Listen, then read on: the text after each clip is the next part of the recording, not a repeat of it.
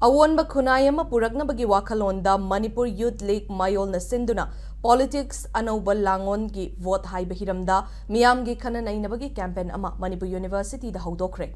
Khana nainaba siga mari lainana Manipur Youth League Mayol gi President Assam Prince na lakadawriba chahi singda pangthokadaba mikhal singda miyambu sel piduna laigani khalliba candidate da vote piraroi shi haina appeal tawraduna miyam gi thabak tawgadaba candidate khanduna tungi mirol kannaba hotnamina shi haina fongdokre.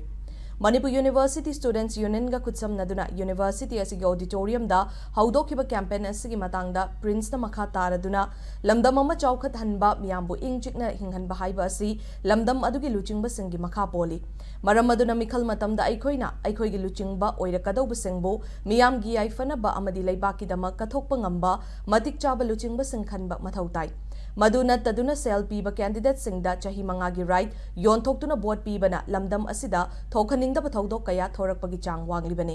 asigumba kaya asidagi nga thoknaba hotnabada karamba miyoida vote pigani haiba asi miyamda mayek sengna khanghanabagi pandamda campaign asi chahi ama chupna pangthoknaba hotnabani haiki